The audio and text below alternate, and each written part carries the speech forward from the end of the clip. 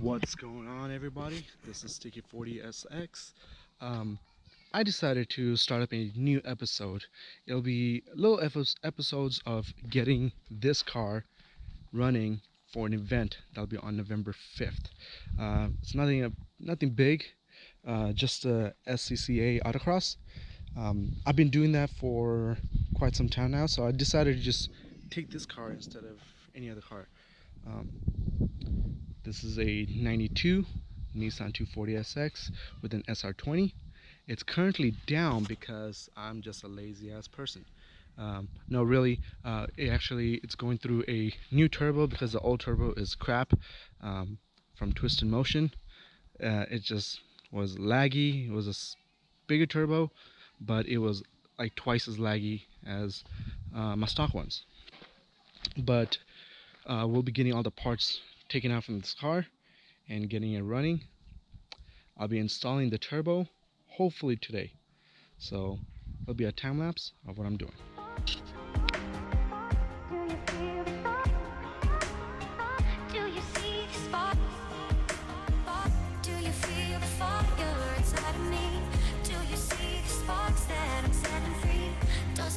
Take you over, you just can't breathe.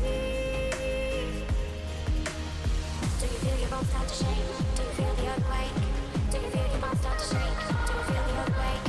Do you feel your bones start to shake? Do you feel the earthquake? Do you feel your bones start to shake? Do you feel the earthquake? Do you feel your bones start to take you out? Do you feel your bones start does it take you? Do you feel your bones start take you out? Do you feel your bones start does it take you? Do you feel your bones start take you out? Do you feel your bones does it take you? Do you feel your bones start take you out?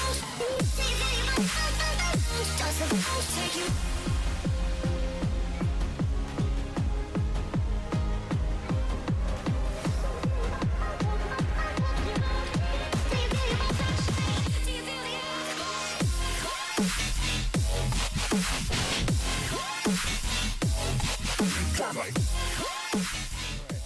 So it is fully completed. Already have the water feed, return, oil feed, oil return. Already installed the little brackets with the locks on it. My O2 sensor is on. Now, only thing I have to do is slap this back onto the 240, but please don't mind my dog.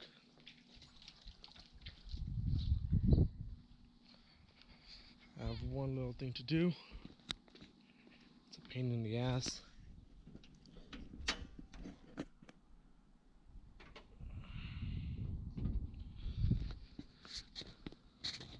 As you can see down there, this thing is supposed to be in there, but my original one broke off. That led to all kinds of oil all over the engine bay. Now I just gotta epoxy it, slap it back on, and we'll do other things like adding an old catch can.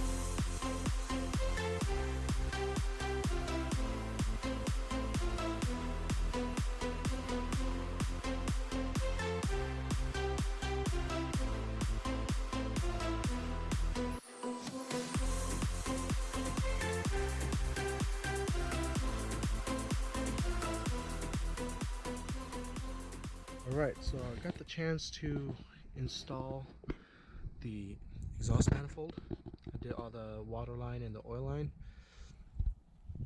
and I was able to also clean up the engine bay as well. It was dirty, as you can see.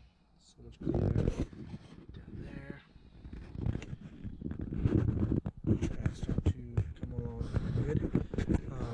After the exhaust manifold, I'll be doing a compression test, just a peace of mind to see how the motor is doing and how healthy it is.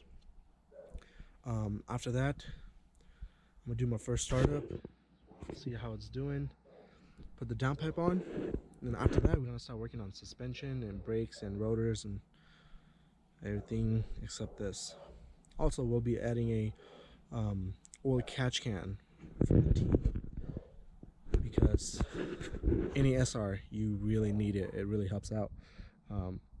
The baffling system on the S13 SR isn't that well, so adding an oil catch can really helps out with the breathing, as well as catching some oil as well. All right, stay tuned, guys.